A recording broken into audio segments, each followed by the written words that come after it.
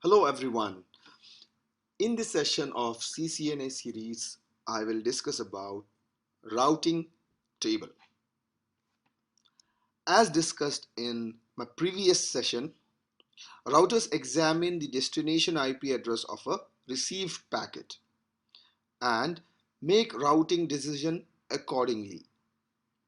To determine which interface the packet will be forwarded to, routers use routing table.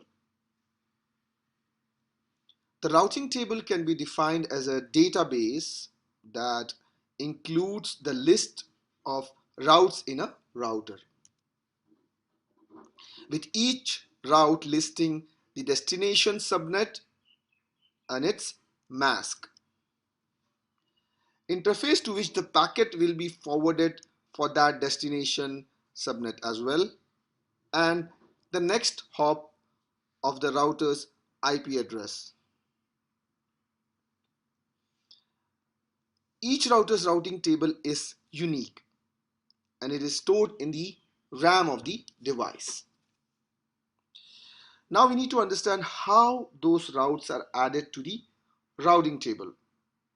Routers can add routes to their routing table through three different methods.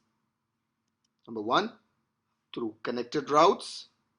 Number two, through static routes. And number three, through routing protocols.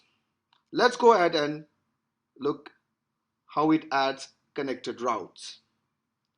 Let me take a small topology where I have two routers connected through interface gig 0/0/0 with IP address 192.168.1.1 on the left router and 192.168.1.2 on the right router.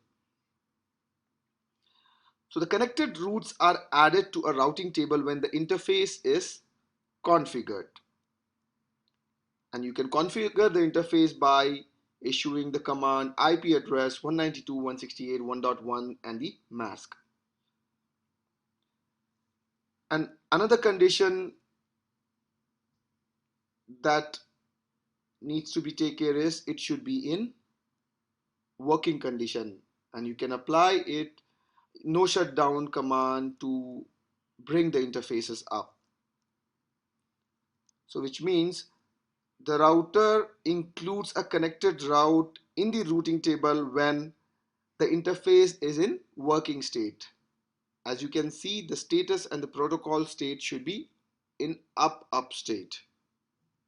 You can verify the connected route status by using show IP route command.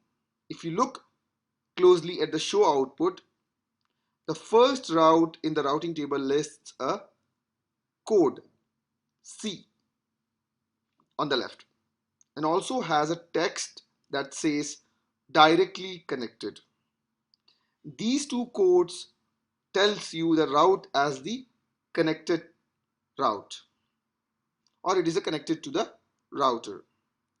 It also includes subnet ID and its mask, which identifies the network it belongs to.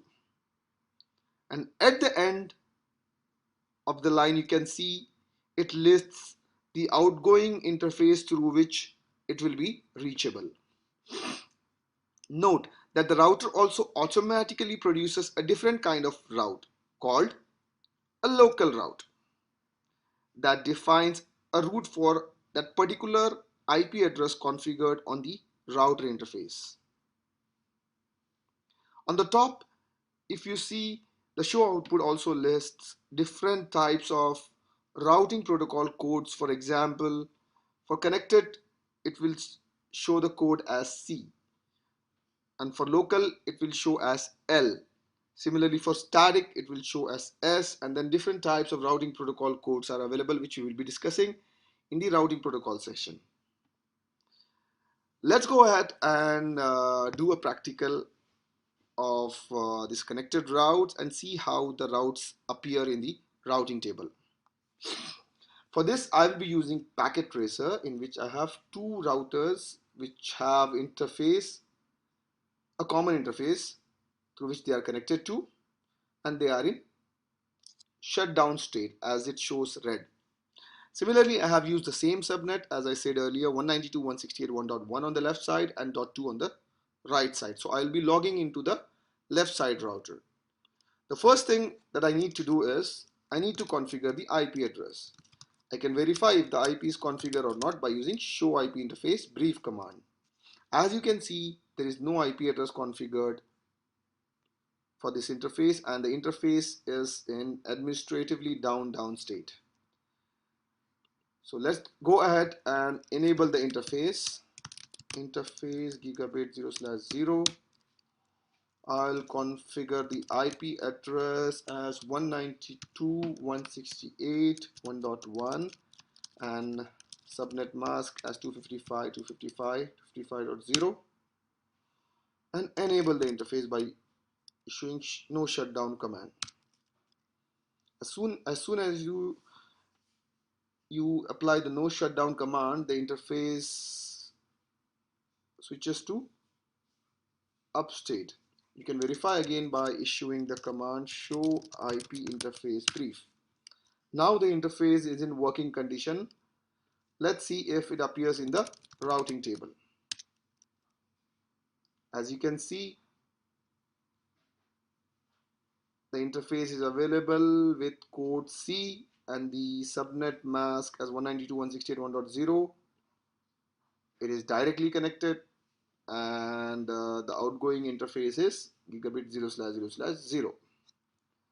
It also lists the local route, which I said earlier, 192.168.1.1, and the routing protocols and other codes. That's it for this session. I hope this was informative for you. Thank you for watching.